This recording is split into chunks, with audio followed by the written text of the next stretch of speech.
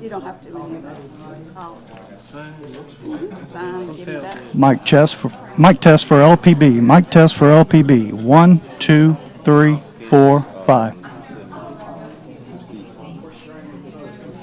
Probably need to. Maybe I'll try to call the hotel.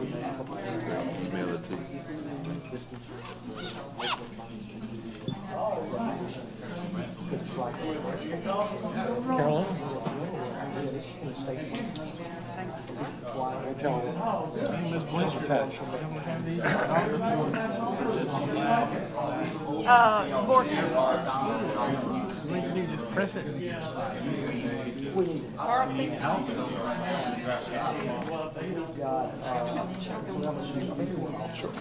So, I did queue up on the PowerPoint.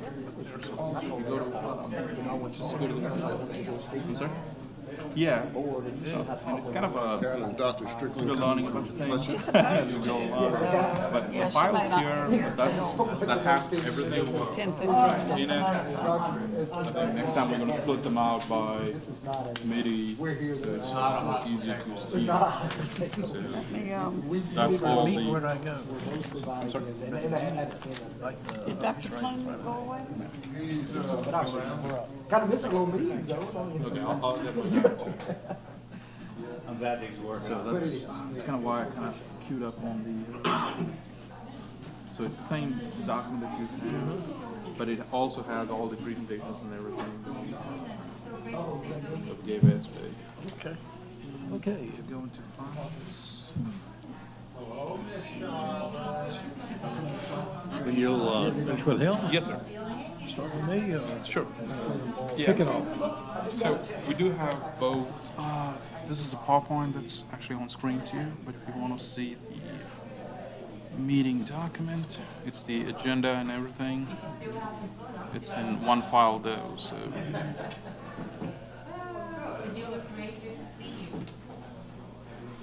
So you can either look at that, I'm sorry, you can either look at that or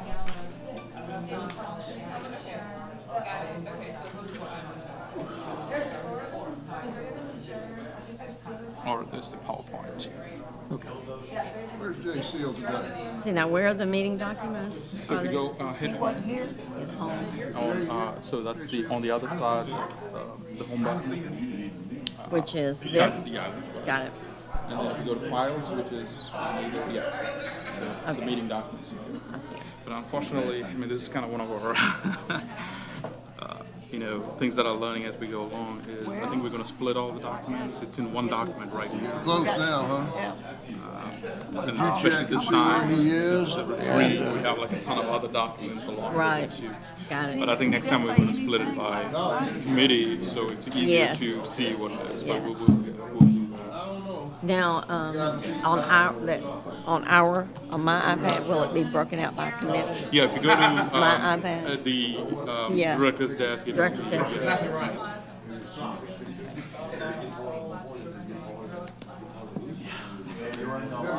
I just don't think we have that much in committee. Let me look and see. right, either one of those today. Yeah, it's going to be a shorter meeting today. Yeah. With the agenda. I think I got it. Thank you. Okay, sure.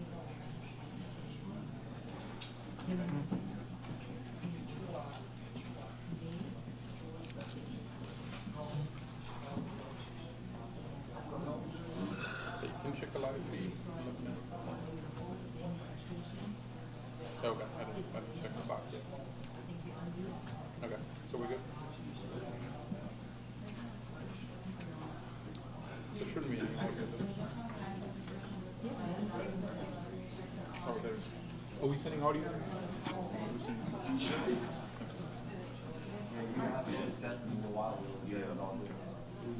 thanks. Thank you. All right, thanks.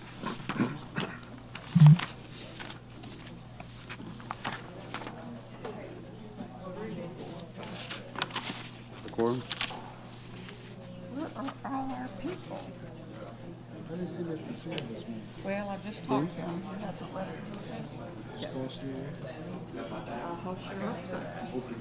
I don't have no cable to jump in now.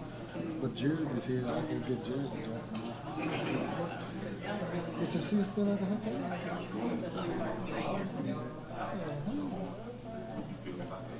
We might start early. We're gonna need him for the call?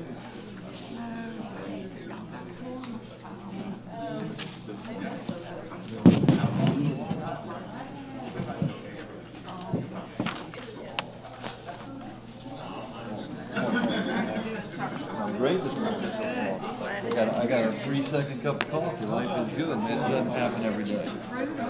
No. That sounds way too healthy for me. Morning. Okay. Kind of outside of California.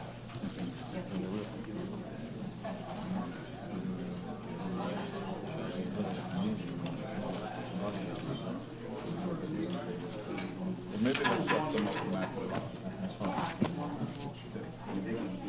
That'd be good, Morris. Let me know. How are you? How'd Mike? Good morning. Yes, sir. How are you? I'm good. Robert, you want Everybody got their pen? No, Pat. Collis, you want a cup of coffee? You got your pen? I'm okay.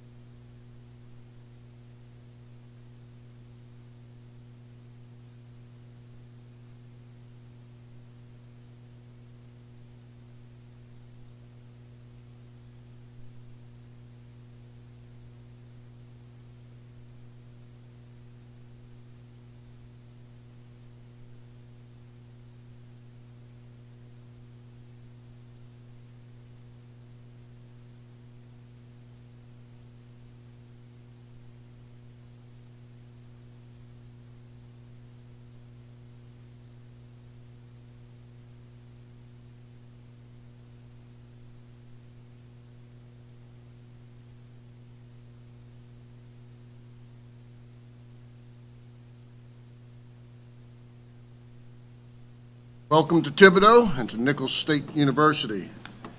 And want to thank our host, Dr. Clune, for hosting today's board meeting. I call this meeting to order and like everyone to put their cell phones on silence, please. As a reminder, this meeting is being held as a committee of the whole, therefore, all of the members will vote on each recommended motion.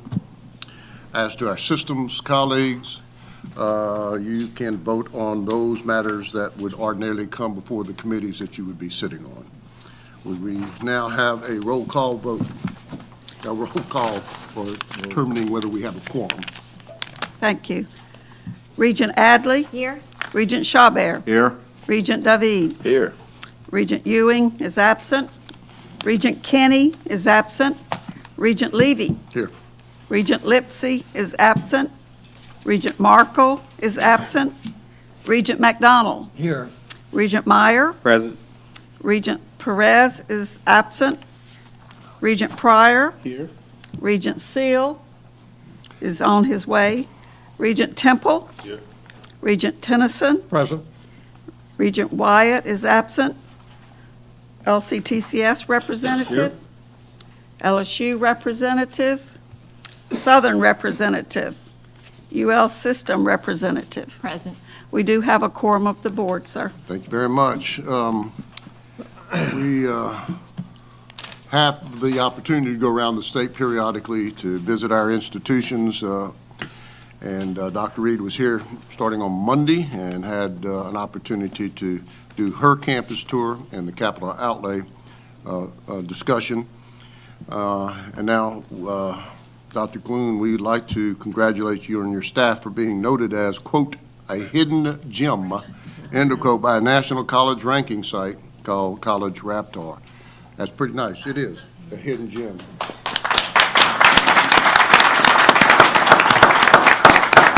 Nichols was the only Louisiana university on that list, by the way. Dr. Strickland, I know you're back there. We thank you and your staff at Fletcher Technical Community College for hosting the board on Monday afternoon and giving us a tour. It was great. We learned a lot, we saw a lot, we smiled a lot. We certainly have enjoyed our time here in Lafourche Parish and invite both of you to come forward to address our board and present some of your outstanding students. Dr. Clune and Dr. Strickland, please.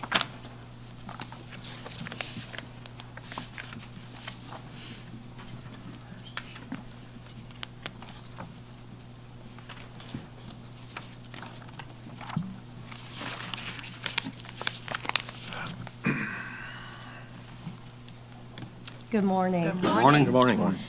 Commissioner Reed, Chairman Levy, members of the Board of Regents, thank you so much for inviting us here this afternoon or this morning, and thank you for allowing us to introduce some of the best and the brightest in the Bayou region, some of our students who are here with us to be recognized today. Christine Strickland, I serve as the Chancellor at Fletcher Technical Community College, and the Fletcher Technical Community College has been proudly serving the Bayou region for over 60 years. Started out as a vocational technical institute, but we have evolved into a fully accredited comprehensive community college. We serve a little over 2,000 credit students, but I think more importantly, through adult basic education, non-credit and workforce, and credit students, we have this year surpassed over 5,000 students, and I'm very pleased to have two of those students here with me today. Do we want to go ahead and introduce them first? I would ask Ms. Kristen Belanger to come forward, as well as Mr. Michael Jones. Kristen Belanger currently serves as our Student Government Association president, and she's also a student ambassador for Fletcher Technical Community College.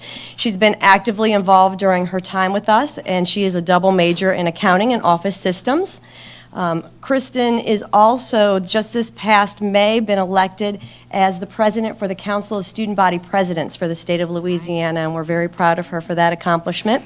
She will graduate and leave us, unfortunately, this May, but fortunately enough for Dr. Clune here, she intends to enroll next fall at Nichols State University to pursue her next degree in accounting and office systems. So, Kristen, we're very proud of you.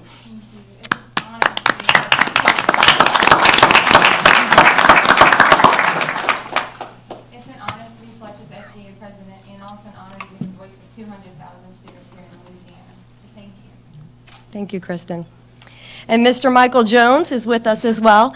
Michael joined Fletcher at our Thibodeau facility as a non-traditional student in our adult basic education program. While he was there, he concurrently enrolled in our electrical program, and he was awarded a 5 for 6 scholarship. The 5 for 6 scholarship enables students such as Michael to pursue both their high school equivalency, but also a technical degree or technical diploma at the same time, so they can continue higher education at the same time that they're getting their high school equivalency. And we're very pleased to say that this December, Michael will graduate and earn both his high school equivalency and a technical diploma in electrician. We're very proud of him for that. He has overcome a number of obstacles and hurdles in his path forward, and I hope he'll share just a little bit about that with you all. But in addition, this past August, Michael was recognized by the Louisiana Association for Public, Community, and Adult Education as the Student of the Year.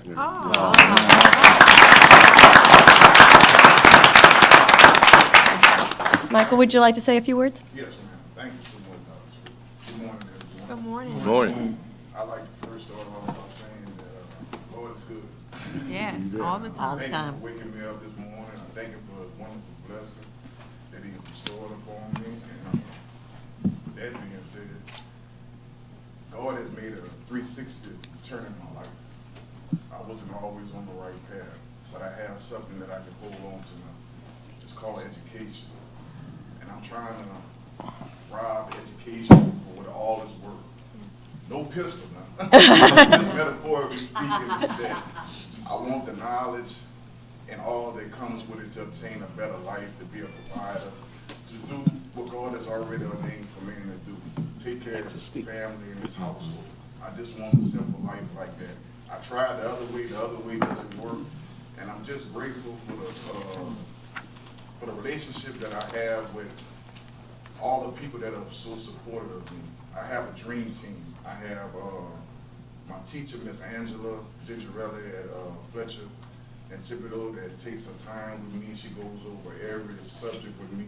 We have one-on-one, and she helps me elevate. I have a close relationship with the dean over there, as well as my colleagues over there. And outside of that, I have outside communication help that I receive to make sure that I maintain a well-balanced life. I'm also a member of the Stark Corporation that helped me with housing and helped me, I have a council that comes check up on me to make sure that my life is flowing the way I need it to flow, so I do not go back to the past that I used to be. And I like to just share this with y'all. At one time, I didn't used to be able to stay in society a whole year. It's going on 3 consecutive years that I've been in society and I'm gaining. And I just thank God for that. And this year here, I will be an educated man to be a provider for my family. Thank you.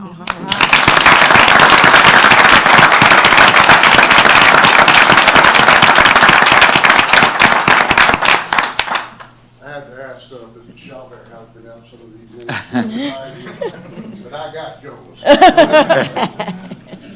And on behalf of the Board of Regents, we'd like to recognize your selection as Student of the Year by the Louisiana Association of Public and Community Adult Education, and congratulations, and thanks for sharing your story with us. No problem.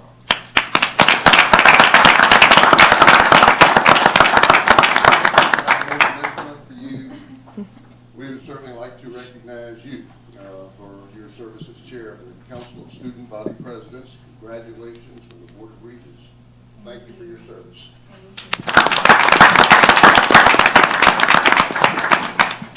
I just want to say a quick word. I work real close with all the student council, the SGA presidents from across the day. When we go to Washington, we go to different congressional offices and visit the different staffs around. And I was a product of SGA. And I know how important it is to all these students. And as I tell all our board members every time, we always got to remember that's why we're here. We're here for the students. Michael, we're extremely proud of you. You are what we're trying to do across Louisiana, and that's elevate students from that class to education, to society, to provide jobs and benefits for you and your family. Thank you so much for sharing your story with us. Thank you.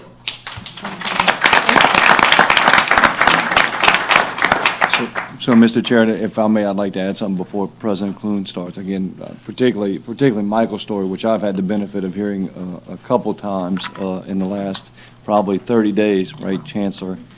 Again, if you want an example of providing opportunity and again, changing lives, which is part of our motto in the community college system, there's an example for you right here in this room. Amazing. Thank you, Mr. Chairman. Yes, sir. Thank you. Dr. Clune? Thank you, Chair Levy, Commissioner Reed, Vice Chair Chabert.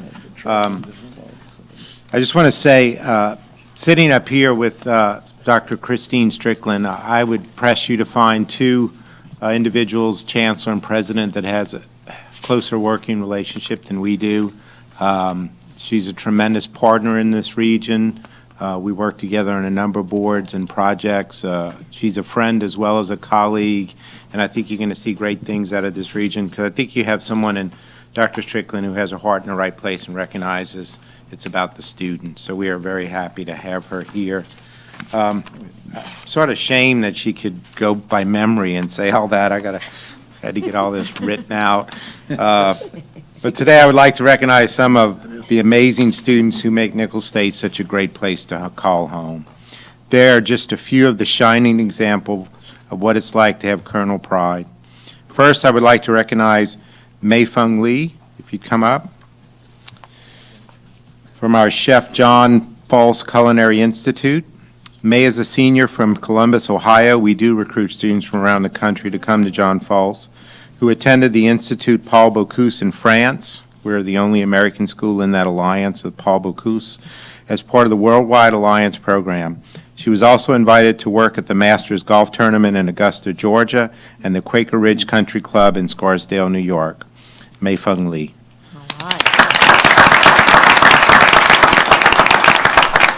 Then I'd like to call up Mr. Jonathan Bergeron, is a senior in chemistry from Chauvin, Louisiana. Jonathan, second great thing to come out of Chauvin.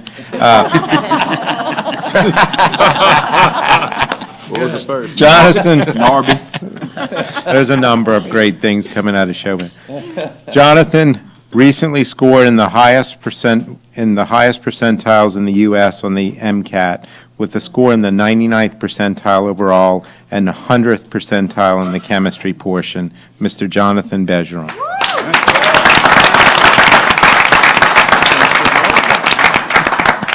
Again, a lot like Vice Chair Chabert.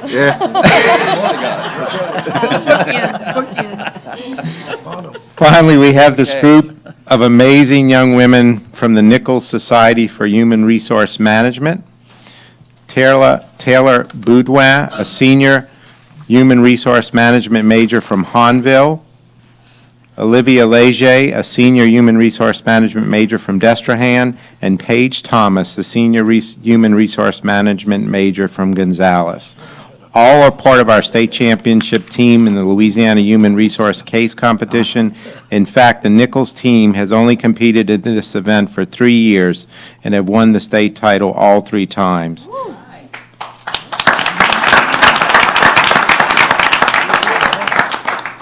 Chair Levy, there are just a few of the outstanding students among the many amazing colonels who call Nichols home, so thank you for allowing us to recognize them today.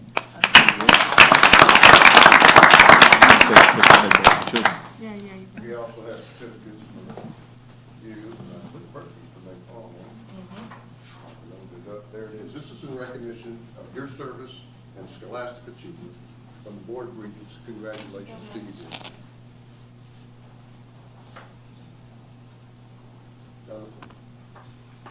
When you get out of medical school, you gonna go back to Chauvin so you can work on the geriatric? On behalf of your school of MedCat, which is fantastic, and Thesis Research, congratulations from the Board of Regents. Marty, stay in touch with them. I will. Recognition of all the winners of the Louisiana Human Resource Case Competition. Paige first. Thank you. And second.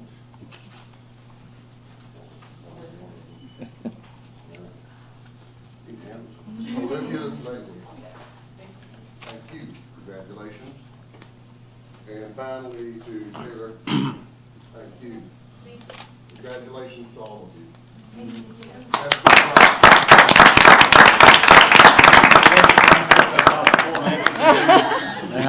We gotta send a picture of that. Did that work? That work? Beautiful. United States in front.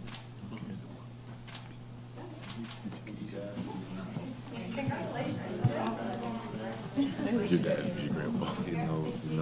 We recognize who the scholars are. All right, thank y'all. Thank you.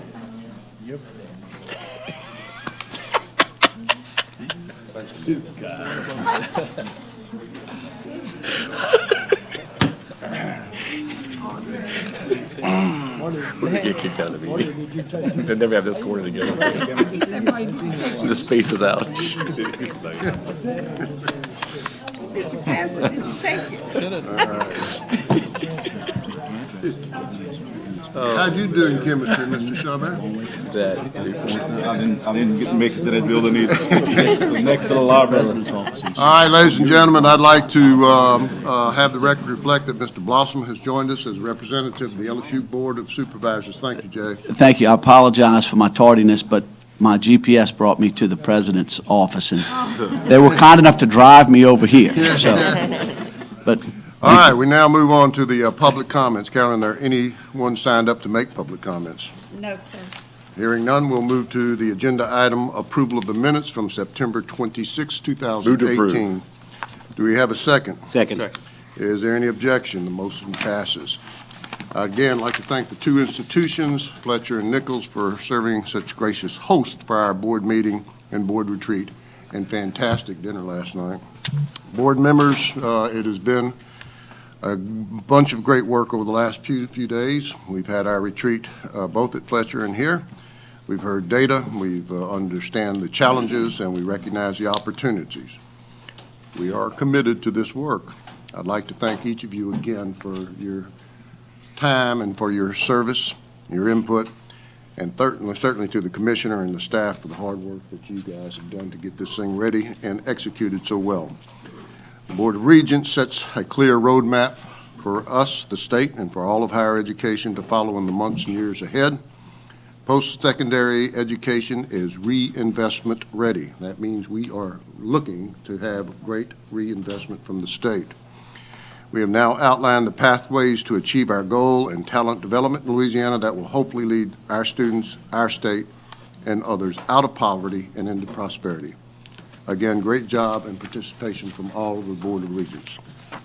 Next on our agenda is the reports and recommendations. Let's first start with finance. That would be Mr. Terrence Ginn.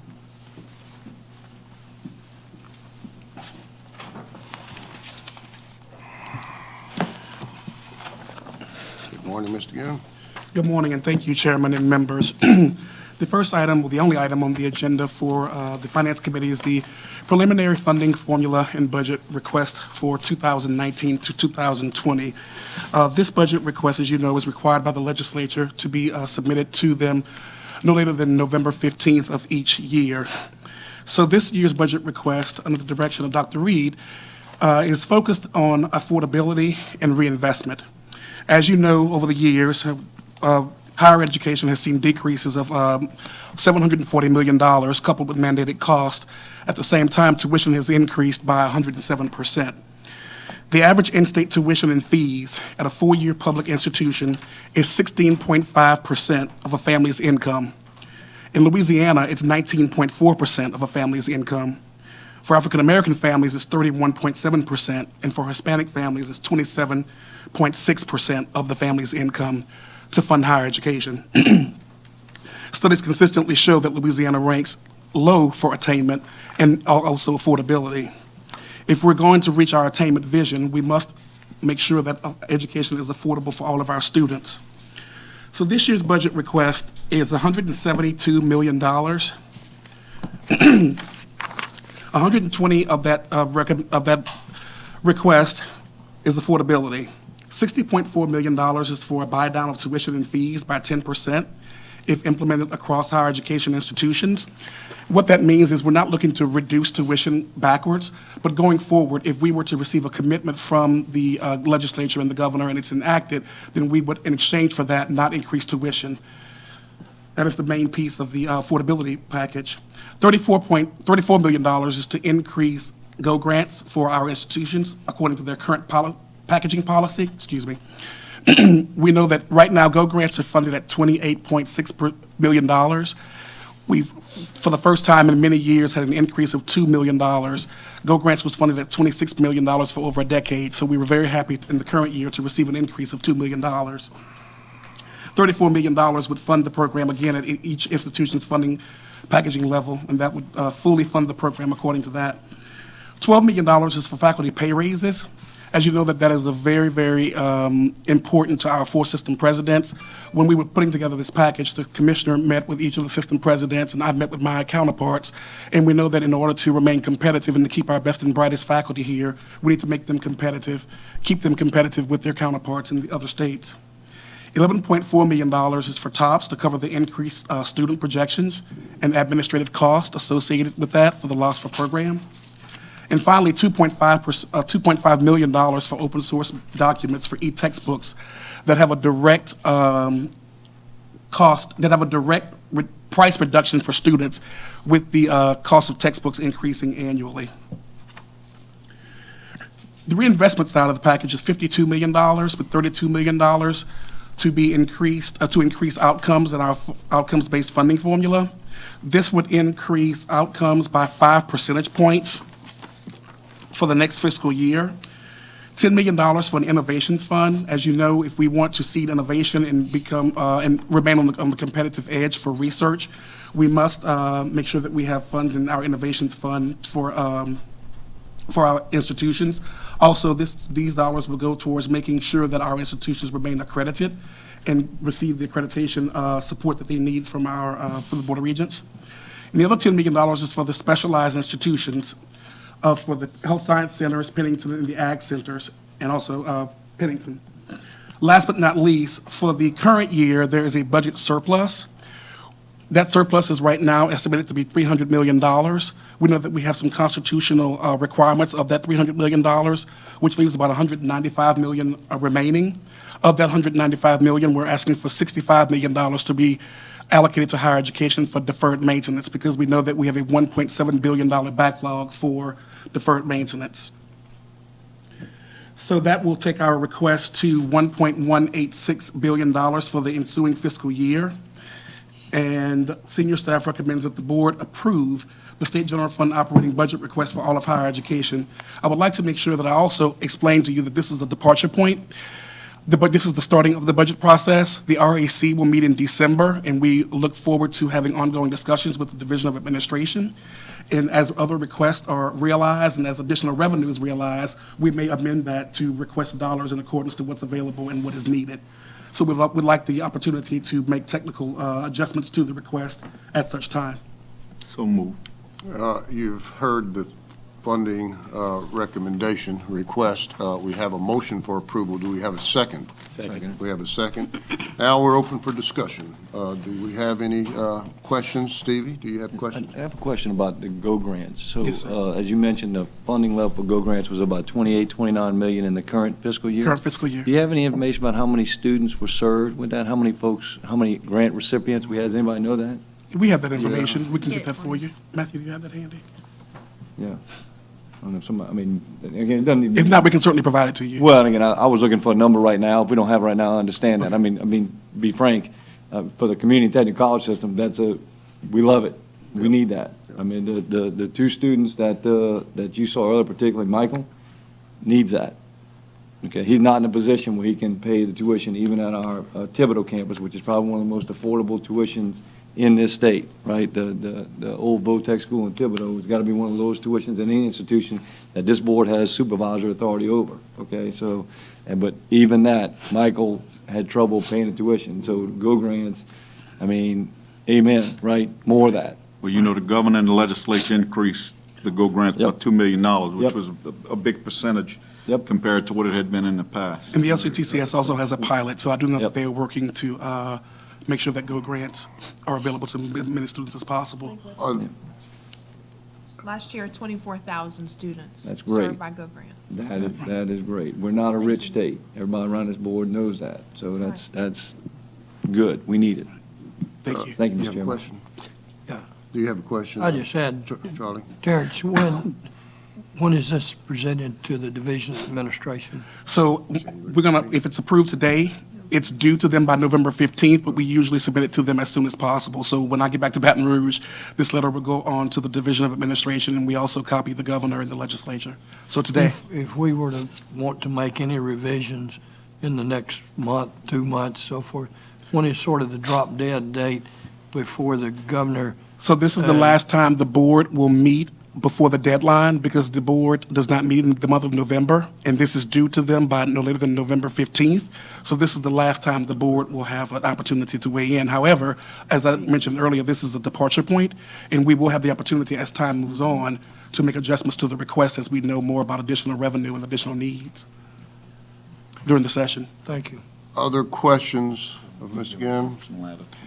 If there are no other questions, is there any opposition to the motion? We can massage it before. Hearing none, that motion passes. Thank you very much. Is there any further business come before the board today, Terrence? That's it, sir. Thank you very much. Thank you. Next, we will have facilities and property.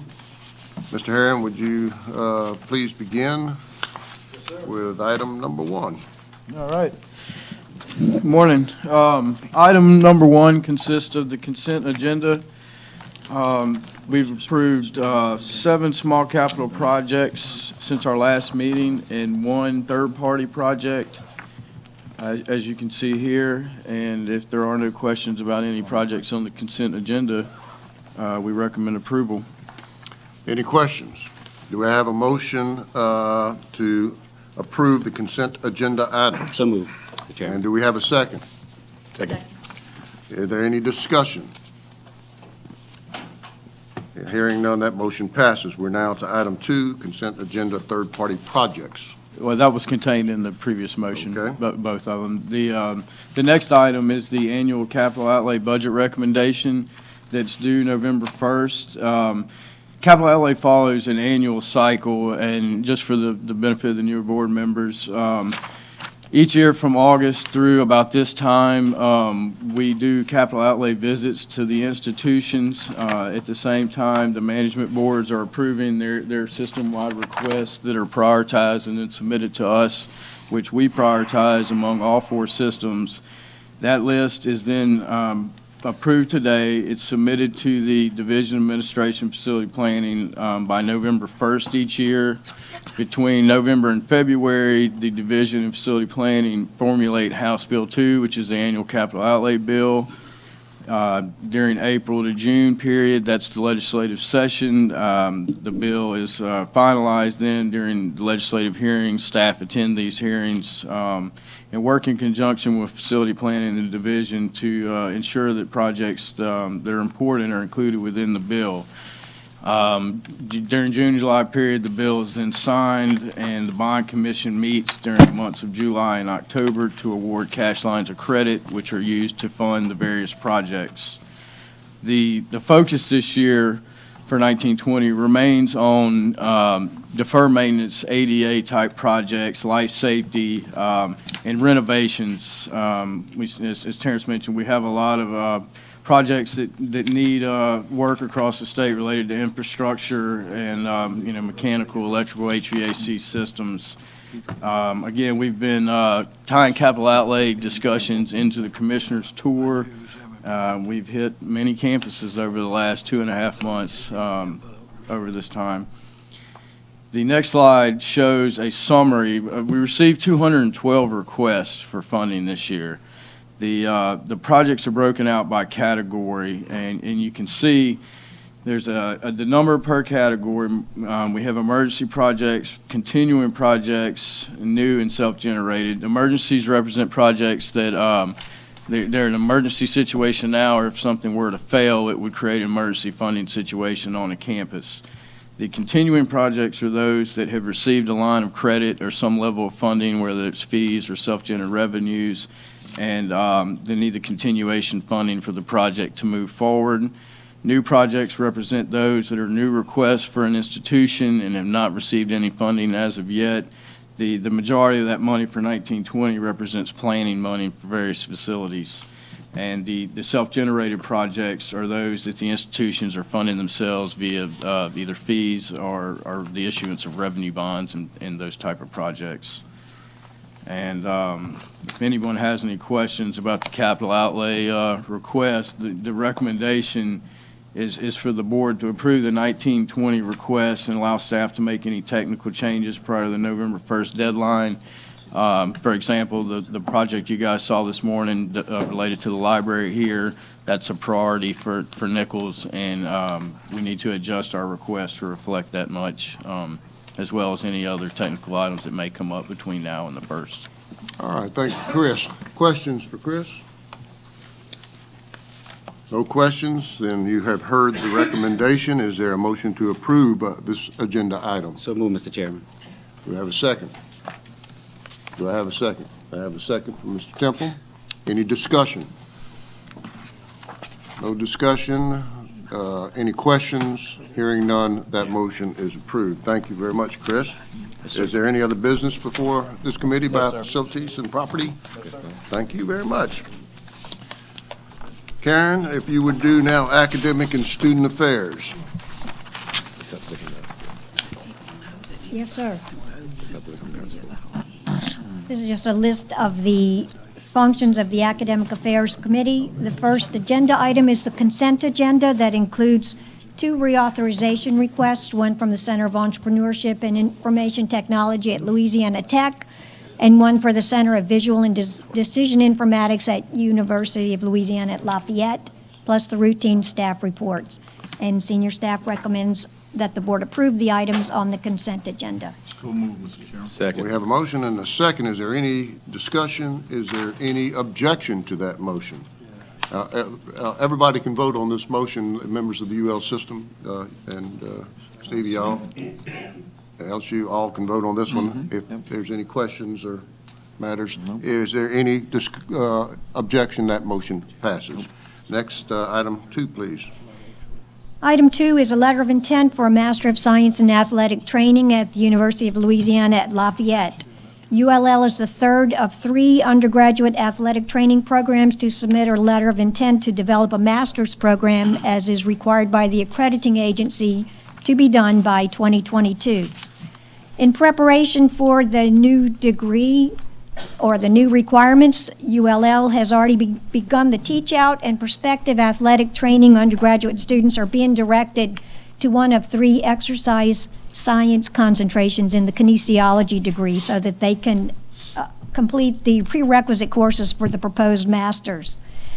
Because of the shrinking number of programs in the region and throughout the country, after this mandatory transition to a master's level, all 3 programs are expected to thrive. In fact, the external review of the LSU proposal for the master's asked about Lafayette's intentions because he was fearing that the demand would overcome the supply. So senior staff recommends that the board approve the letter of intent to develop a full proposal for a Master of Science in Athletic Training at the University of Louisiana at Lafayette. Thank you. Do we have a motion to approve the recommendation? Do we have a second? Second. We got a second. Now, is there any questions of Karen concerning this? Is there any objection to this motion? Hearing none, that motion passes. I guess it's number 3, Cyber Technology Center. Yes, sir. Bossier Parish Community College requests full approval of their Cyber Technology Center of Workforce Excellence. Since it was originally approved in May of last year, Bossier Parish's Cyber Technology Group has maintained its leadership role in the Cybersecurity Education Consortium, the Cyber Innovation Center, and the Cyber Enterprises Technology platform for providing educational services to business and industry. This summer, BIPSI partnered with Cybint Solutions to offer an inaugural cyber range competition. Okay, what is that? Sorry. That's to- that messing with your computer. That's the- Evidently. Want to make sure it gets approved. Those cyber Don't mess with people. those people. They have So some they're in skill. control. Anyway, this summer, the CWE offered an inaugural cyber range competition and workshop for invited IT companies, company partners, with an overwhelmingly positive response. And so the competition will be expanded to include students and educational partners later on in this year. And in addition to its national recognition as a National Center of Academic Excellence, Information Assurance, and Cybersecurity at the 2-year level, Bossier Parish has been recognized as a post-secondary rising star as a CompTIA Academy partner, but it's also a Cisco Academy and a Microsoft Academy. Senior staff recommends that the board grant full approval of the Cyber Technology Center for Workforce Excellence at Bossier Parish Community College, with a report and request for continued designation due in October of 2023. Very good. Is there any questions? Do I have a motion to approve that recommendation? Move approval. Welcome, sir. Let the record reflect that. That was made by Mr. Seal, who's present. And do we have a second?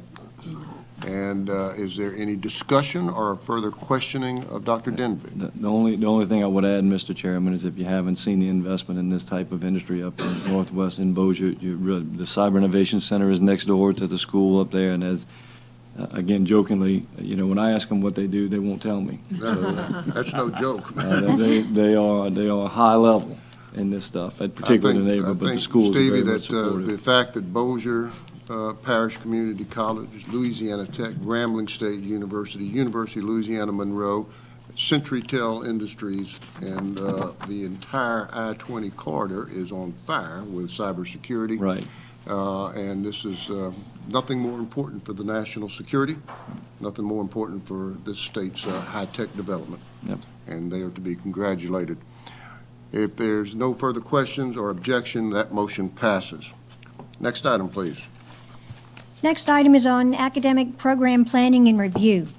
Every new degree program proposal goes through a rigorous program review before it is brought to you for consideration. And that includes an examination of the concept, the content, the relevance, demand, availability, and resource requirements.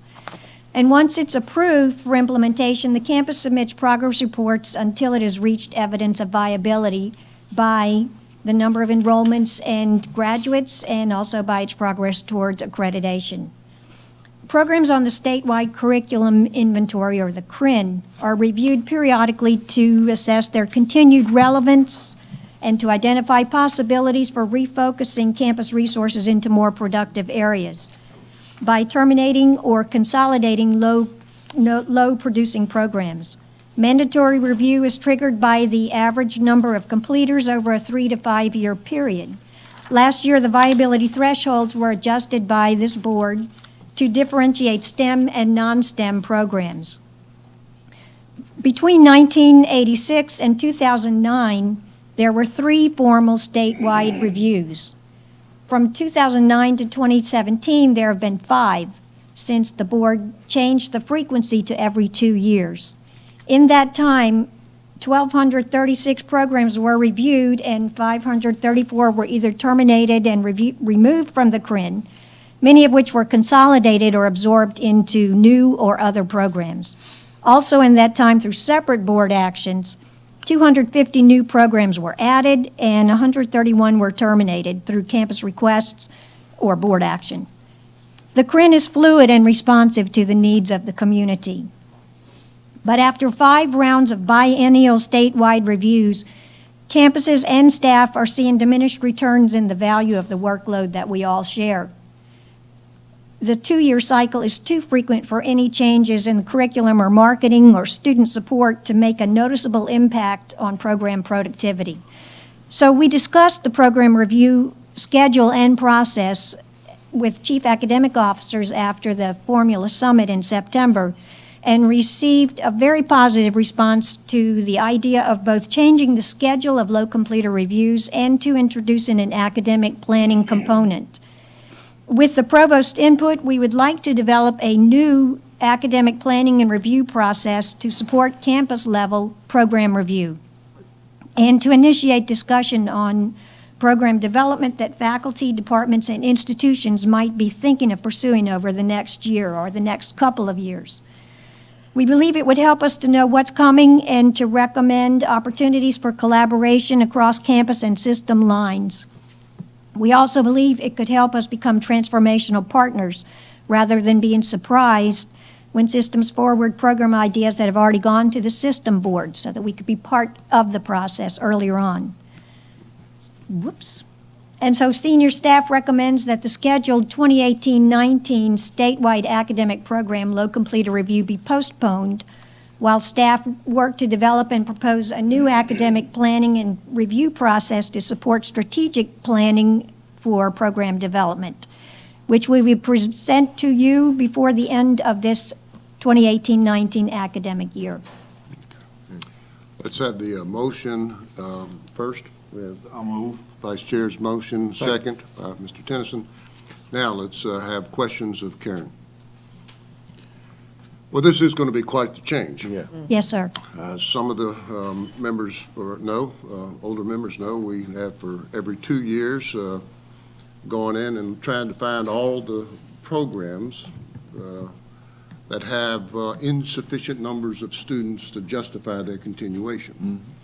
And that's a formula that you would look at over 3 years and how many students were enrolled, and it was designed to start weeding out unproductive courses and trying to become more efficient and to roll some of those programs into other programs. And it, by and large, has been successful. In some cases, it was almost absolutely necessary because of the financial crisis we were in for the last 9 years. Right.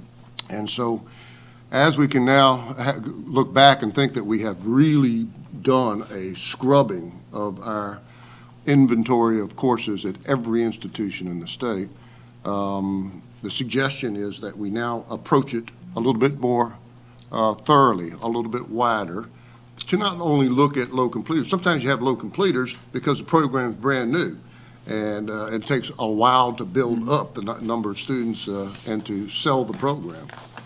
But there are a lot of other reasons that you want to do it now, as she's articulated, that you want to have earlier conversations and not just simply wait for it to go from the institution to their system, from their system to us, and then we get it as a proposed letter of intent. So I think this is a better approach. It's a wider angle of view towards programs. Many of you heard during our retreat this last couple of weeks of how significant change, how much change is on our way. Whether we like it or not, technology, automation, robots, et cetera, are coming. They're taking, what they say, 80% of the jobs we have now won't be in existence in 2030. And that we need to redesign our whole approach to higher education with the eye towards preparing the whole person, not just their skills for the technical stuff, but their skills as humans, as critical thinkers, as communicators. We heard that again this morning from the president of this university. We need communication skills, soft skills. Are those going to be embedded into these new program requests? This could be a way to look at that. So I applaud the suggestions for you and your colleagues and the provost and the academic officers to try to early on identify where it fits. Not only with that institution, but with that system, and with not only that system, but with the whole state. So I think it's a fine idea. Are there any further questions or observations concerning this revision of our ordinary low completer review? Till next spring, perhaps, we'll have some ideas? Yes, sir. Okay. Mr. Chairman, just Yes, a sir. comment. First off, I think you hit the nail on the head. Is one of the things that the lack of funds has forced us to do as a state is to look at very critically at the services we provide in education and make sure we're getting value for it. And again, this is a reflection of that. I mean, doing the low completer review is, if for some reason people aren't taking participation in a service we're offering, we can't afford to offer it, quite frankly. And again, so now we find ourselves, thankfully, in a position where we have a much more stable funding stream than we've had in, my God, right? 9 years. Yeah, I mean, 10 years, right, something like that. So I think that's a better place for us to be. I think I think going through this efficiency process is what I call it, has been good for us, although it's been difficult. And again, I haven't been a part of it day to day. I guess I have some sympathy for you and the team that's dealt with this. And when you sit down with an instructor or a professor whose curriculum is their baby, Yep. and you sit there and tell them that it is going away, that can't be a fun day, okay? So I appreciate that a little bit, but the reality is we need to continue to be efficient. I personally don't want us, I'll talk for the LCTCS system, I don't want us sliding back to having duplicative courses with low completers at institutions that are within 20 miles of each other. Again, we had a lot of that, Yes, sir. okay? And we got rid of that, primarily because we didn't have the money to do it. But I'm just saying, I don't want us going back to that. Again, we just because we have stable funding doesn't mean we have duplicative, low completer programs everywhere. So I don't want us to lose that vigilance, quite bluntly, okay? So, that's all. Thank you, Be Steve. aware of that. Supervisor Smith has been around long enough to remember how good it was before. But it was also a time where we could become lazy. And our criticism, self-criticism. Yep. Well, we haven't been for the last 9 years. We have been driving efficiency every way we can because we had to. Yep. Now we can do it with more thoughtful, futuristic planning than we've done. And we've been reactive, now we can be proactive. Yep. Goes back to what we said, where they have been wanting us to do more with less. And now, as we said yesterday, maybe we can do less with more. We heard that, yes, less with more. Yeah. Well, we were getting to where we were going to do less with less. Yeah. And that's not where we want to be. Exactly. And that's why our budget request is very vigorous, and it shows that we think we are ready for reinvestment. Correct. And to the extent that we can influence the legislators to understand that stable funding is not where we need to be. We need to be reinvesting as a state in higher education. We're just so glad to having stopped the fall that we think we're okay. We're not okay. We need more stuff from the legislature. Thank you, Dr. Denby. Is there any further discussion? Is there any opposition to the motion? Hearing none, that motion passes. Is there any other business to come before this committee? Dr. Denby? Thank you very much. Probably not. I'm hoping not. Probably not. Our next is PRP, Planning, Research, and Performance, and this would be Dr. Larry Tremblay. Last but least. Never least, always last. I'm going to stand if that's all right. I don't think you're going to have trouble hearing me. This is just a slide to remind the board of the functions that come before the PRP committee. We have a very short consent agenda this morning. We have one license renewal from California State University in Northbridge. Senior staff recommends the board approve the item under the consent agenda. Do I have a motion? Motion. Second. Second. Is there any discussion, any questions, any opposition? Hearing none, that motion passes. Next item is Board of Regents 2018 TOPS report as required by law. That report is required by Act 1202. Are you having trouble?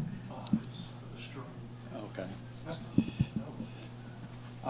It's required by Act 1202, the 2001 regular session, and then in Act 587 in 2014 added some additional requirements. The report analyzes 10 years of data on TOPS, and the report is broken up into sort of following a student through the process of post-secondary education, beginning with preparation, participation, persistence, and graduation. Now, overall, you've heard me say a couple times in the past, this is not rocket science. And when you look at the TOPS report every year, it's really not rocket science. Those who are prepared better than others seem to perform better than others. So you will see that throughout this report. So first I'll provide summary and conclusions from the report, and then quickly go through some slides detailing those findings, and we can certainly stop and discuss any one of them. So again, high school students who complete the core score higher on the ACT than those who don't complete the core.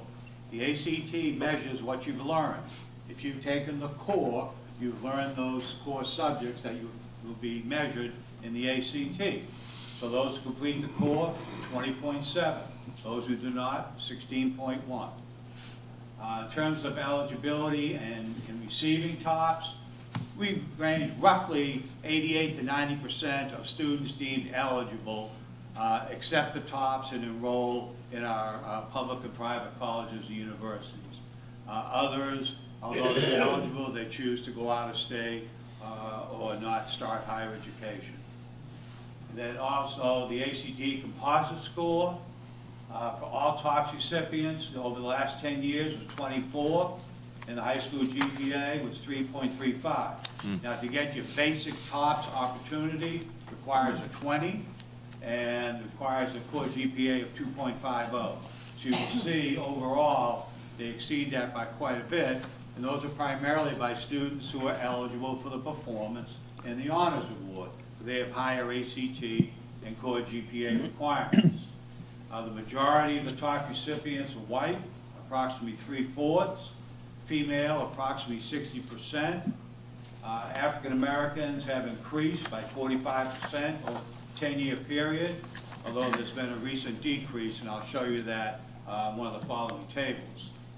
TOPS recipients are increasingly coming from middle and upper income households, and there's been much discussion about that. TOPS recipients are retained in subsequent years, much higher rates than non-TOPS recipients.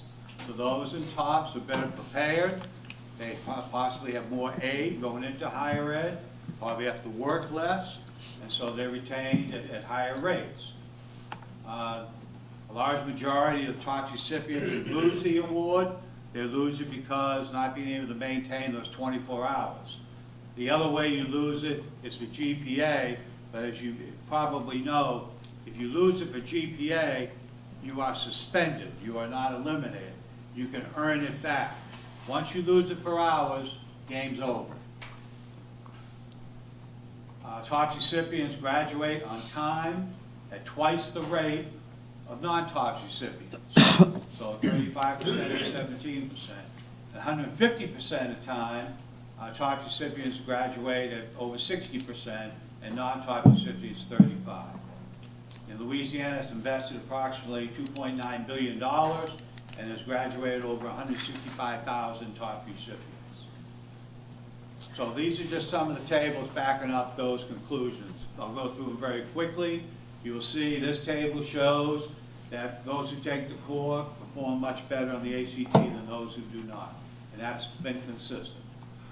This here talks to those eligible versus those who choose to receive the award.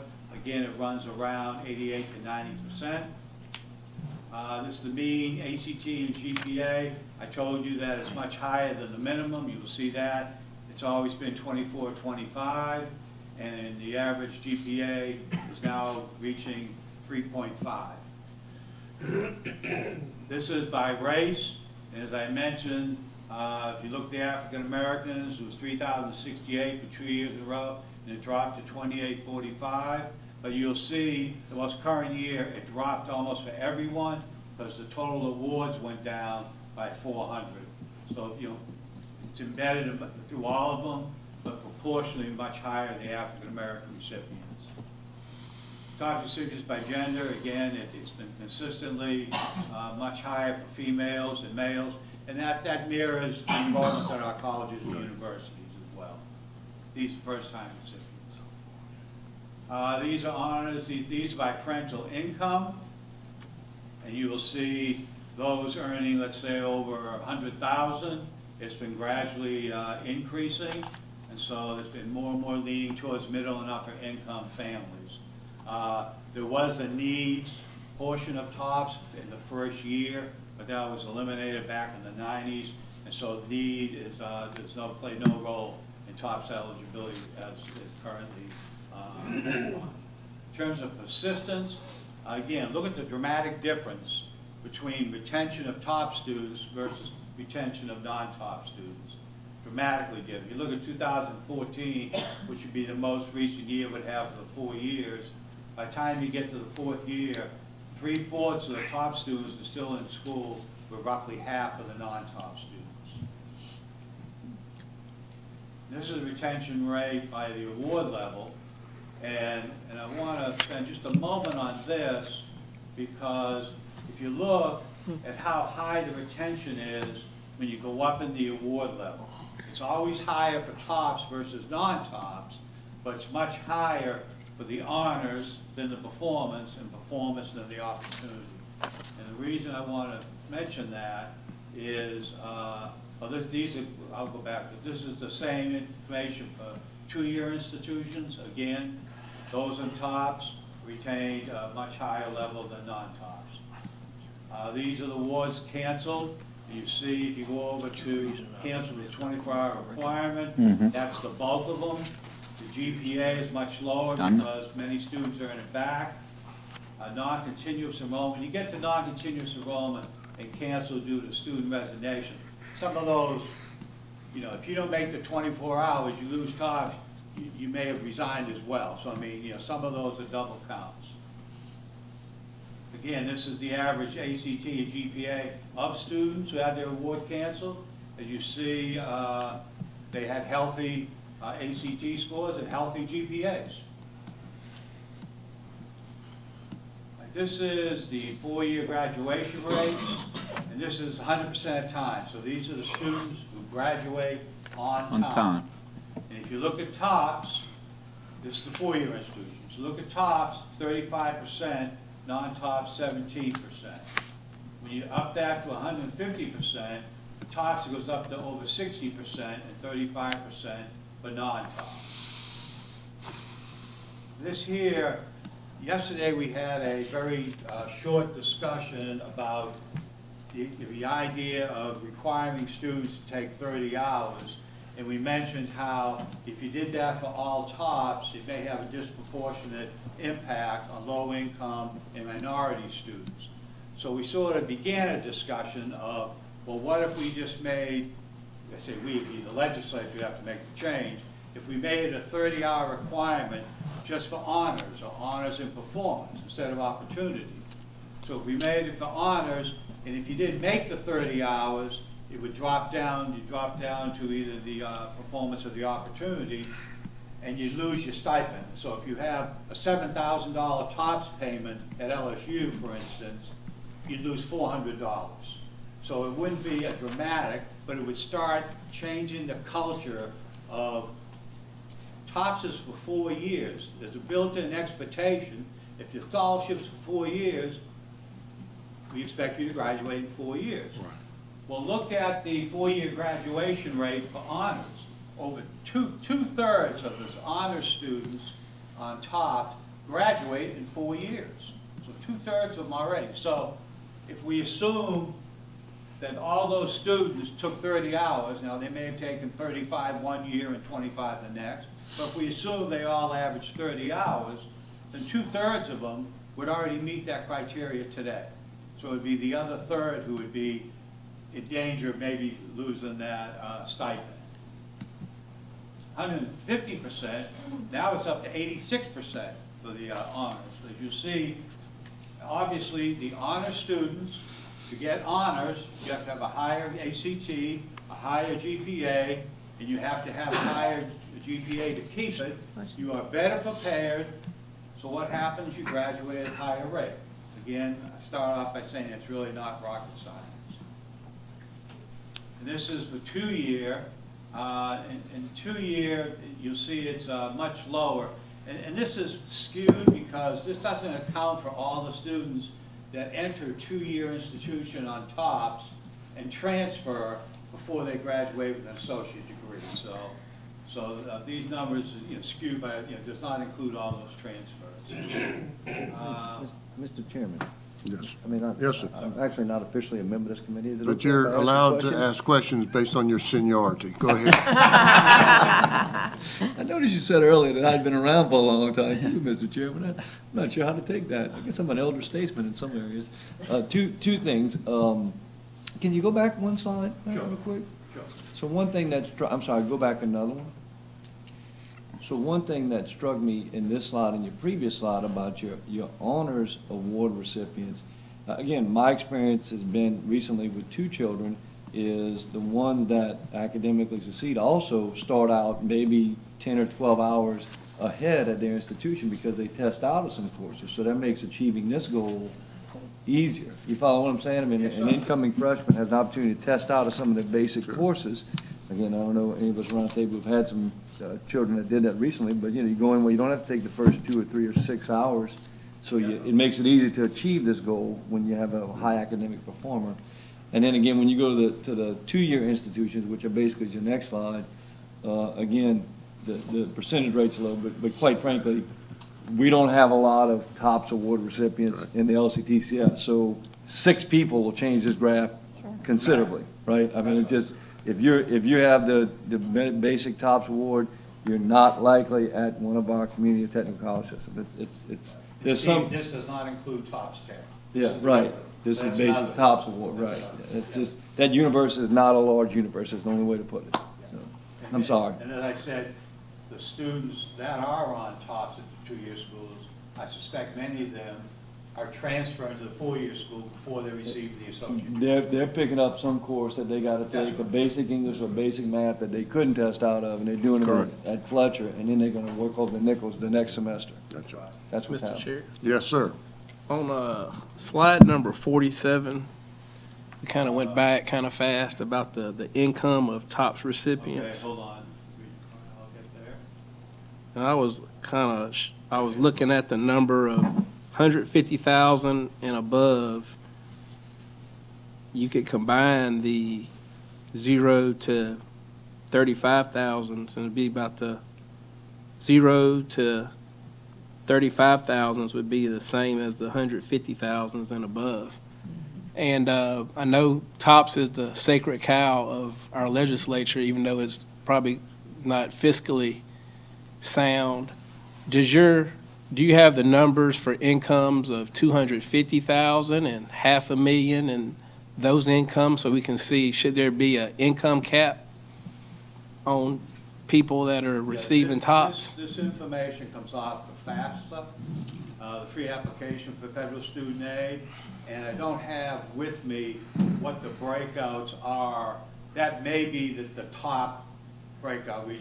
I can find out for you, but I don't know off the top of my head. I would like to see how many people are making $500,000 or $400,000 a year, We can get that for you. and you're making $40,000 a month in your household income, but your kids are going to college for free. I think most of those people would agree that their kids should not be going to college for free. They can afford to pay to send their kids to college when they're making $30,000 a month.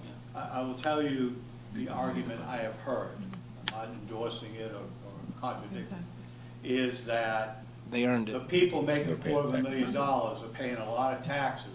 to fund And this others. is a merit-based program, and if their son or daughter is meritorious and they're paying all those taxes, why shouldn't they reap the same reward? I understand. I mean, that, again, I'm not here to I defend understand. it, but that's what you hear. But I just like to see the Mr. Chairman. detailed further past 150,000 to how many millionaires' kids are going to school for free, and $500,000, and, Can you hold it? you know, Get finished? And also, there has to be some kind of responsibility at some point to common Let sense. him get finished. When he gets to and the also, Table, then do the as you discussion. mentioned, TOPS is a creation of the legislature. Right. And so I don't know what the average income of legislators is. Be good to get. But I would suspect Ask around. that they 25,000 wouldn't want a to year. vote their kids out of TOPS. Again, I don't. But I think the people should be able to see the numbers. Well, if I I will suggest, look into that for you. let me suggest, Larry, if you could conclude, and then we could get the motion on the table, get it seconded, and then we'll have a discussion, and we can go back and cover anything. So if you see something, do like Mr. Pryor did, mark down what page you're on. Yeah. If we could, then Larry, proceed. I believe, Mr. Chair, I was at the conclusion. That was, Okay. Yeah. Perfect. So anyways, the recommendation is for the board to approve the report and authorize Commissioner Reed to submit the response to the appropriate legislative committees. It's due by November 1st. Thank you. May I have a motion to that effect? And a second? Is there any discussion concerning the motion? Now, questions concerning the motion? I just wanted to ask a question, since we're always considering the 30-hour thing. So the slide that shows TOPS recipients who graduate in 6 years and TOPS recipients graduate in 4 years, I mean, they only get 4 years paid for. So the incentive should already be there for them to graduate in 4 years, right? You would think so. Because the money goes away. Right. That's right. So the question is, if we impose the 30-hour rule, does it affect those kids who already, know we got to get through in 4 years because the money goes away? Or does it adversely just affect those who are struggling to hold on for that time period? And I just hadn't been able to think about, and we talked about, okay, well, if we just did it for the higher honors awards, well, they're probably already doing it. I mean, they're mostly in this higher. And so, I mean, I'm not opposed to it. I'm just trying to justify it in my mind because we already have this big incentive for them those who are on tops, to get it done anyway. I'm speaking for the staff now, I'm speaking for myself. My position has always been that it's a cultural thing. When I went to college, maybe when others went to college, 12 hours, I mean, that was part-time when I went to college. I mean, we were taking 18 and 20, but culture changed, everything, things. So now, all federal student aid is tied to 12 hours, so the culture is 12 hours. You go pay your tuition, what's full-time? 12 hours. Everything. So it will take to me, a culture shift, and the reason I've been floating this idea is if you just begin the culture change, because it has to pass the legislature. I got it. With those who would be least impacted. I got it. Good idea, yeah. It would start the conversation, say, wow, and look at that, it's graduation. Because what will happen, I think, is the graduation rates will go up for those students. And it'll go up in 100% time. Yeah, And I think that will please everyone. I'm really astounded that you still have a high graduation rate in the 6 years because they're not getting any money for the last 2 years. It may be because of what Mr. Will. Getting other money. Yeah, that goes back Mr. to Pryor might everything. say that because they can afford it. Yeah. Mr. McDonald, you had a question. Yeah, just maybe a little insight. As you know, many of you know, many may not, I authored the bill, passed it through the legislature with Senator Tennyson's help, Senator Chaubert, Senator Ewing, and certainly the help of Governor Foster, who doesn't get very much credit. But Regent Pryor, one of the reasons that when I started writing the TOPS bill, we had a program in place that if your family made under $25,000, you could get tuition paid. And as I looked at it, I realized, how about those people pulling the wagon? Those people paying the taxes? And as Dr. Tremblay said, those high-salaried, like lawyers, doctors, make a lot of money. They pay a lot of taxes. And if their kids meet the merit aspects of this program, the ACT, the core curriculum, the grade point, etc., why should their classmates be considered and them not considered because their parent makes a little more money? So that's the reason that I eliminated the income segment of a program, because I just felt like that all families ought to be treated equally, regardless of what your income, because we're talking about how hard the student is working in school, what kind of achievements he's making. And it's very evident that, and we've spent a lot of money on this program, and I appreciate the legislature and the governors standing by it and funding it. But here's the point. We're keeping a lot of students in this state. I found out, being a former scholarship officer, financial aid officer, as we recruited students around the state, many of the real bright students were being bought by Alabama, Texas, Florida, wherever, because of scholarship funds. And so it's amazing, and I've had a lot of feedback on this, of the students that choose to stay here because of TOPS and go to one of our universities in our state. And guess what? The percentage of those students who stay with those engineering degrees, those medical degrees, those business degrees, stay in the state and make our state better. So the income aspect, that was the thinking behind that, is we wanted everybody to have a chance. And I think the universities and the parents have been very pleased with the program, is a reason that it's been very difficult to tweak it. Sure, it needs a little tweaking, and we've tried it a couple of times. I wasn't perfect in writing the bill, and there's some tweaks. And eventually, we will get that, particularly when we fund higher education and jobs come back to Louisiana. So that's a little bit of background, and the graduation rate, look at the percentages Dr. Tremblay showed. Those students who receive those higher awards, honors performance, are graduating at a very high rate. And the 12 hours, keep in mind, as they graduate on time, you'll find, having been on the campus, the bright students, those with scholarships, TOPS, take more hours. They move through the program in 4 years. They don't want to hang around. Many of them complete them in 3 years. In 3 years. I would just respond, I think that's just something that needs to be examined as we look at TOPS. If your parents make $500,000 a year, I don't think your decision on staying in Louisiana or going to Ole Miss is dependent on your top scholarship. You can afford to go anywhere you want to go. And when Taylor Opportunity Scholarships were made, originally I thought historically he intended it for poor students. But what's happened is those parents in the middle class and poor students that really do want that top scholarship and need it, the legislature is in limbo every year, and the TOPS isn't funded till June or special sessions.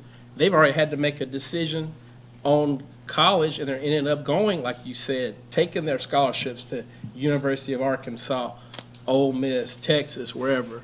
So the fact is, fiscally, it seems to be a problem every year. So I think we should look at maybe some alternatives to the genuine, and, it's great that we want to treat everybody fair, but at some point, can we afford to treat everybody fair and fund a college for everybody? So that's all I've just, so if we could just see in a future graphic, so we can consider, well, how many students are on TOPS, full TOPS, and their parents make, beyond $150,000, which is probably, that's not that, exorbitant, but 250, $500,000. How many people make over a million? Those are numbers that we need to see. Commissioner? Let me respond briefly, and I think the commissioner wants to say something. As a high school sponsor, senior, who works with graduating seniors, I don't think in our state, and listen, there wasn't anyone poor going to college than me, I guarantee you. I worked every day to get through. But I'll tell you this, I don't want, and I don't think a lot of people in the state want to say to a student who has worked hard and made outstanding grades, okay, send a form home, tell us what your parents make. Okay, now, hey, we decided your family makes too much, so you can't be considered not only for this scholarship, but any other of the academic awards at this high school because of parental income. In my opinion, that is discrimination, just like it discriminates against low income. So in writing it, that's what we decided. Commissioner? Bigger salaries you make, the more money you pay in. It's not significant for those people that make $500,000 or $1 million. But it's a big deal for that student that walking across the stage with their peers, with their fellow student, and receive an award. And I wasn't willing to eliminate them, and I'm not today. And I hope that none of us, and I'm sure there'll be some, but that few of us want to eliminate students because their parents have good jobs or have gone to college and prepared themselves well, because it's a merit-based program where students achieve and can be rewarded. And I hope we reward students regardless of income. Thank you for your That's time. all I have, Mr. Chairman. Thank you, sir. Commissioner? Thank you so much, Mr. Chairman and members. I appreciate this conversation very much, and I reflect on Michael and the other students who've come before us. What we know about merit and academic achievement in America, in Louisiana, is that your family's income, your geography, and your race tells us far too much about your likelihood of success. So for me, this is not just about a TOPS conversation or a GO grant conversation, although both are very important. It's about opportunity in Louisiana. We've had 2 days of great conversation about the need to make sure more people have access to education and are successful. And what we know through all the research and all of the information is that family income tells us too much about how well a student will get there, how likely they are to get to and through colleges or universities. So I want to make sure that I sort of plant that flag for us to say, we want to make sure we're honoring students who are meritorious, but we got to make sure more kids are meritorious. And we have to make sure that there's more access for more of our students, whether they're young or young at heart. So in a state like ours that has significant poverty, we have to think about what are the good policies that we can advance. Regent Pryor talked about dual enrollment. Regent Adley talked about making sure we have access. Many of you have talked about, what are the right policies for our students? We need to think about our demographics, but we want to make sure that we have more opportunity, and we have to address the poverty issue to do that. Thank you. It's a good discussion. Do I have any opposition to the motion to approve the recommendation of Dr. Tremblay? Any further discussion or questions? Any opposition? Hearing none, that motion is approved. Thank you. Further presentation from Dr. Tremblay? Not at all. Thank you, Dr. Tremblay. We will now move on to item number 8, reports and recommendation of the Commissioner of Higher Education. Thank you. Dr. Reed. Thank you so much, Mr. Chairman and members. I want to start my report before we advance the PowerPoint by welcoming a former Regent member to address us. We are sitting in the Bollinger Student Union, named after Charlotte Bollinger's father, and she has been a Regent member appointed in 2009.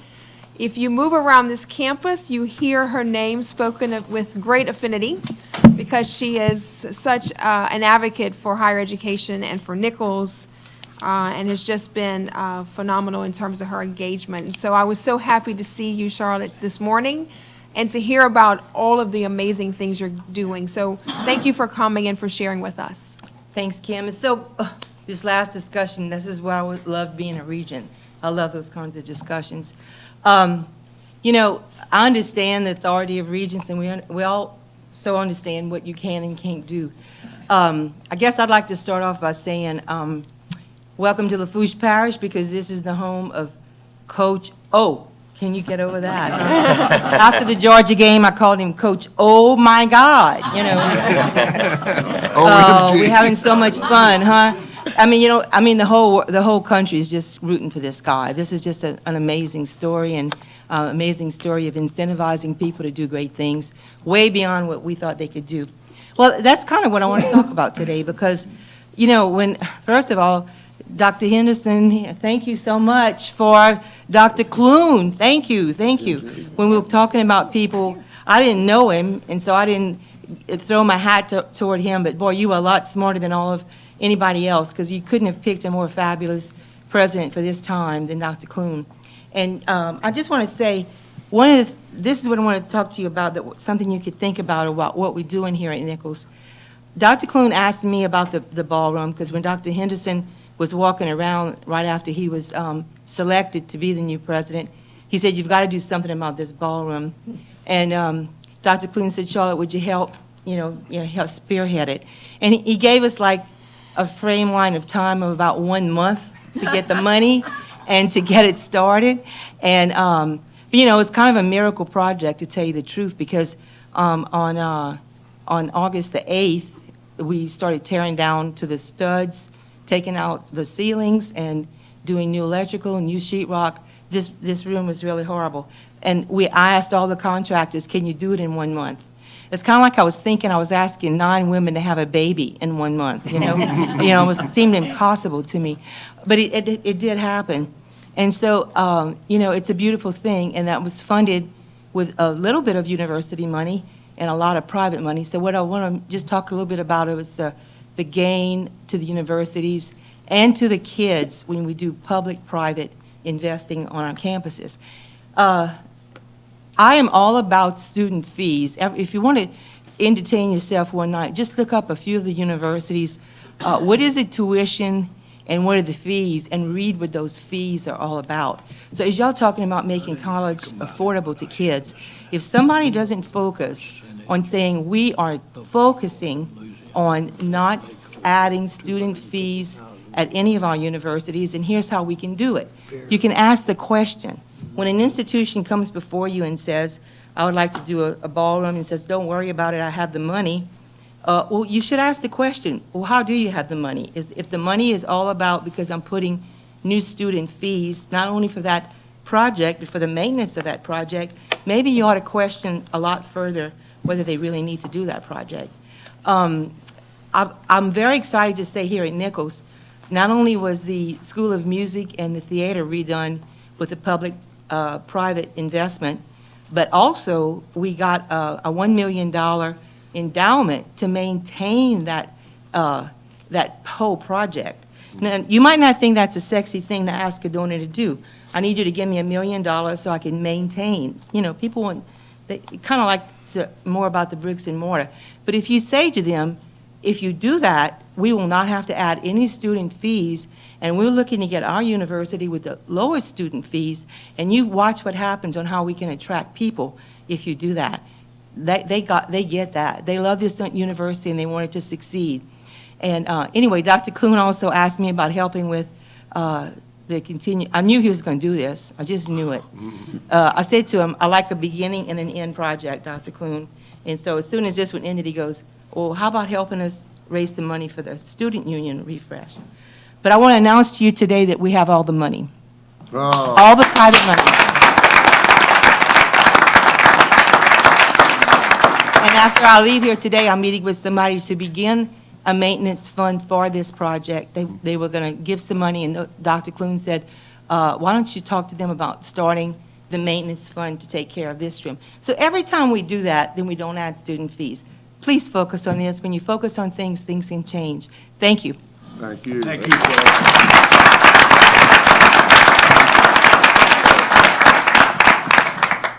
Mr. Chairman? Yes. I just want to, on behalf of the board and the people of this area, Charlotte, thank you so much for what your family has done for the community, from your father to yourself to you and your sister and Brother Boise. Y'all have made a great contribution for many, many years. That's going to last for many years. And we want you to know how much the people of Terrebonne, Lafourche, and the Nichols State region and the state of Louisiana appreciate it. Thank you from the bottom of our heart. Let me add, Charlotte was one of the finest regents I've had the pleasure to serve with. She was engaged, she was insightful, she was plain-spoken, she did not suffer fools lightly. And, it just was a great pleasure to serve many, many years with Charlotte. I was disheartened when she decided for business and personal reasons that she needed to step down, but it hadn't been near as much fun, Charlotte, since you left. Come on back. All right, Commissioner. Thank you so much. And thank you so much, Charlotte, for your leadership and your great work. So I wanted to share a couple of things. First, in terms of policy updates, again, before the slide, hazing policy. We have talked with all of the institutions to make sure they are meeting the requirements by law. UMA has worked with a couple of campuses who needed some small tweaks to their policies to be in full compliance. But remember, next year we will require in-person training for the students to make sure that we're focused on campus safety. So because the board a couple of months ago approved that policy in August, I believe, I just wanted to make sure you were aware that we are on top of that and making sure that we are coordinating with the campuses.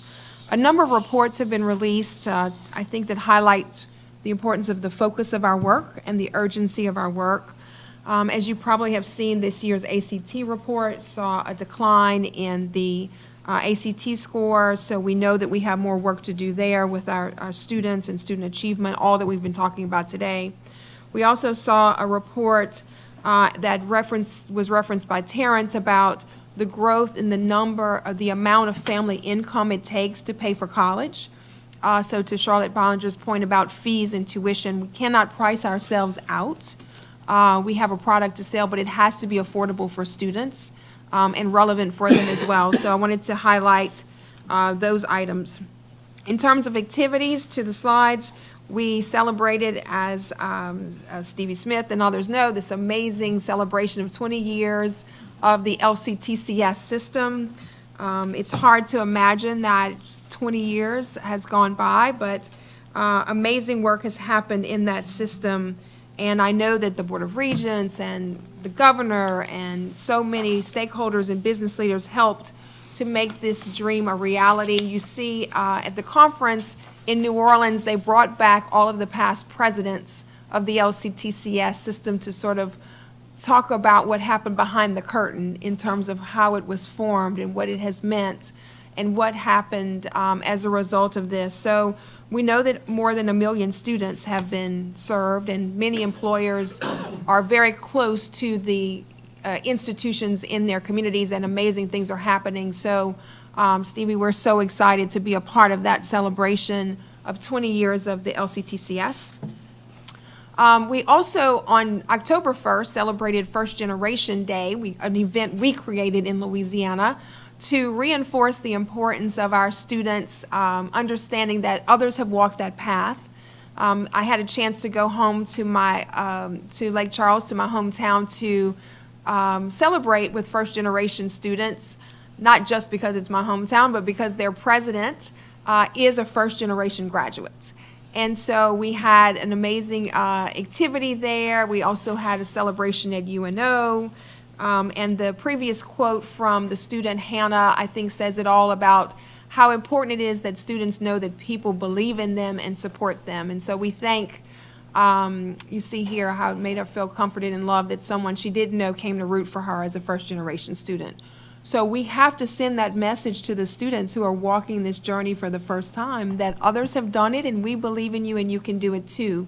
So our phenomenal comms team on the next slide paired this up with a social media campaign. And so you see Regent McDonald there and Regent Kinney, who are first-generation student and graduates, the McNeese president, Governor Blanco, Jim Henderson, and then one of our legislators there as well. So there was a great participation all across the state, from people who have walked that journey to say to the students, you can do it too. So we are excited about that, and Nikki and Meg, well done. Excellent job. The next thing I want to share quickly is a partnership conversation we had with Feeding America. If you think about what are the challenges for academic success for students, you may say access to good rigor and to good teachers, but you may not say food. But we do know that half of the community college students in America report that they've been food insecure at one point in their academic journey. And so we had an opportunity on the previous slide to have a roundtable conversation in New Orleans with Claire Babineau-Fontenot in the black and white jacket, a good Louisiana girl, who has been named on October 1st President of National CEO of Feeding America. the largest organization focused on eradicating hunger. So when I spoke to her in her second week on the job, she said, what can I do to learn more to do my job well? And I said, you need to meet students who are food insecure. And so she spent a day with us at Delgado with Delgado, UNO, and SUNO students who talked about what it's like to be hungry and be a college student. But she also met staff who are supporting food banks and student support services officers who are thinking about how do we support safety nets for students. So we know that we'll have a strong partnership with Feeding America, and I think Claire will certainly be sharing our student stories as she begins her work. So I wanted to share that with you as well. And then finally, last week, I had a chance to travel with Stuart Lockett, who is the phenomenal LSU SGA president. We went to the National Governors Association. We were invited there to talk a bit about what are the priorities for higher education and how should they be thinking about this work. There are 36 governors' races next month in America. So obviously they're very focused on what do we do. They said that the higher education message is the third most common message in political campaigns for governors. And on the next slide, you see that this is the, they basically summarize campaign messages. And you see that the first 5 things or so, or 6, are focused on affordability from candidates. These are candidates' messages of what they're talking about in terms of higher education. So I was very happy that Louisiana was invited to be a part of this conversation to help to shape their 3-year agenda around their higher education focus for the National Governors Association. And Stuart did a phenomenal job, and they said their number one takeaway from the meeting was we have to add the student voice. And so kudos to him and to the other student who was there from Alabama, Alabama State University, who did a great job talking about this. And then finally, Mr. Chairman and members, I wanted to talk a bit about transitions and good work. First, I have to thank Carolyn for her amazing work. When I came in, she said, I want to support your transition, but I'd love to go and work with PRP, and I have to keep this job that I love, which is working with the board. And so Carolyn has transitioned to PRP, but of course keeps her favorite job, which is board coordinator. So I want to thank Carolyn for her good work. And Stephanie Tomlinson, who you saw yesterday, who was feeling under the weather today, is now my left and right hand on scheduling and keeping me on track. And certainly Carolyn is supporting all of us. So I wanted to make sure to make that note. And then Larry Tremblay. After 42 years with the Board of Regents, an agency that is only 43 years old, Dr. Tremblay, who is the keeper of institutional knowledge and so much more, has decided to retire. But like Carolyn, he said, I want to support you and we want to try to help. And so he has graciously agreed to stay on board until we figure out what we're going to do in that important area. So he's not leaving yet, but I wanted the board to know that we are planning an appropriate celebration of 42 years, his life's work and commitment to the Board of Regents in this agency. So please join me in thanking him for his work.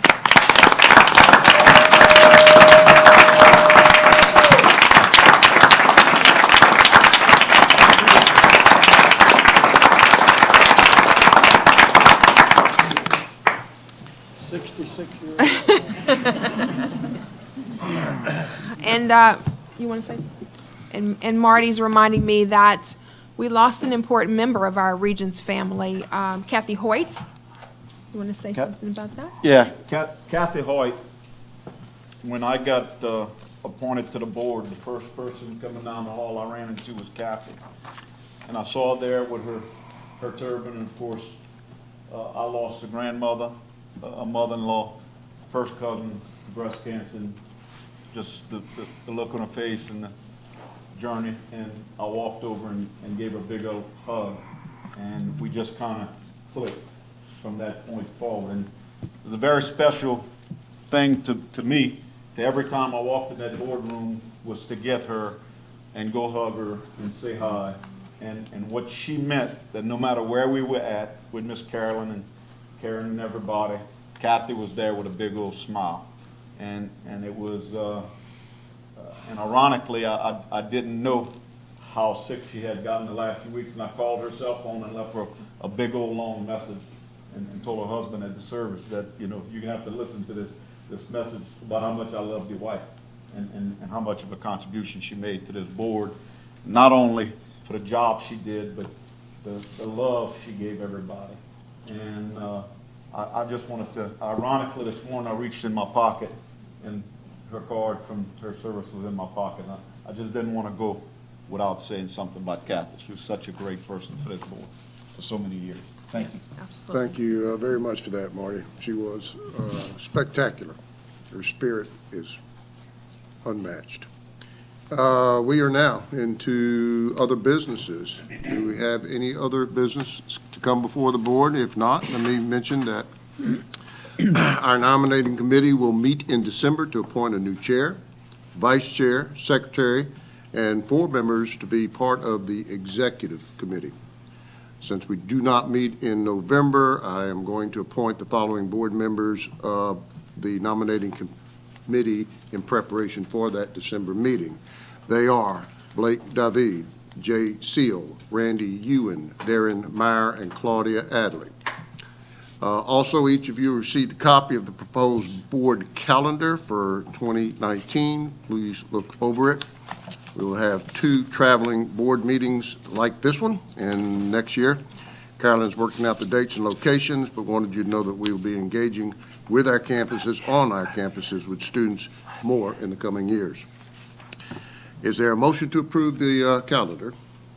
There's a motion. Is there a second? Is there any opposition? That motion passes. By the way, Mr. Seal, I'm appointing you as chairman of the nominating committee. Thank you, Mr. Chairman. We'll see. Our next meeting is scheduled for December 12th. As I indicated, there'll be no meeting next month. The details for the December meeting will be forthcoming. A reminder, we will have our ever so much fun Bessie Board joint meeting with the Regents in that December time. Is there any other business to come before the Board of Regents? Again, my personal thanks to each of you for a great retreat. To the staff, fantastic. To our commissioner, we expect nothing but perfection. Before I leave, I got to give my Nichols State one more plug. You got one of these things on the Culinary Institute, and the people who have been there, look at it real good, and shows the contribution that this university has put in the world of culinary, not just in this region. And again, that was one of my passions when I got on this board, is to see and let everyone know across the state how effective this program is and how world-renowned, and these chefs are going to different restaurants all around, and it's so important to us, and I want to always keep this on our top burner. And we have lunch for the Regents, and it's undoubtedly going to be the best one we've ever had. So, thank you. Thank you. We are adjourned, ladies and gentlemen. Thank you. Nice to meet you. How you been, Judge? Good job. Good job. Grab lunch, but Yes, sir. Where are you?